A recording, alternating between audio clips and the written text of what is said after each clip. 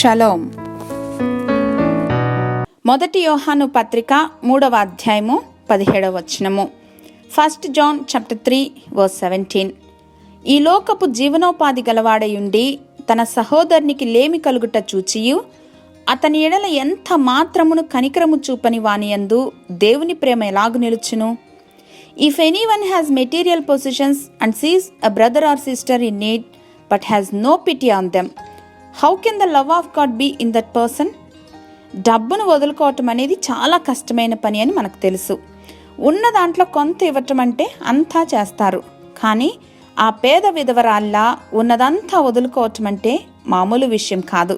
ఎందుకంటే మన సమయం, సామర్థ్యం, శక్తి, మన వ్యక్తిత్వం వీటన్నింటినీ మనీ అనేది రిప్రజెంట్ చేస్తూ ఉంది నాటి దినాల్లో. వీటన్నింటినీ కరెన్సీ రూపంలో కన్వర్ట్ చేస్తాం.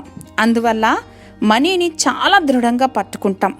దాని విలువ మార్పు చెందుతున్నా లేదా మన తదనంతరం దానిని ఎక్కడికి తీసుకువెళ్లే వీలు లేకున్నా సరే.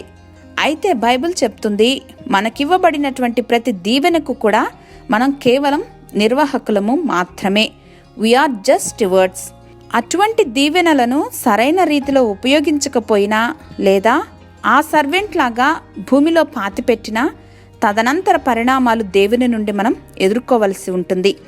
మనకివ్వబడిన ప్రతి దానిలో ప్రథమ ఫలం 10వ వంతు దేవునిదే. దానిని మన స్వార్థ ప్రయోజనాల కొరకు వాడుకుంటే దేవుని నిధిని దొంగిలించిన వారితో సమానం. మనకివ్వబడిన ప్రతి దానిలో మన హృదయము ప్రేరేపించిన కొలది మనము స్వేచ్ఛాపూర్వకంగా దేవునికి అర్పించినప్పుడు అది మన హృదయం యొక్క నిజస్థితిని తెలియచేస్తుంది.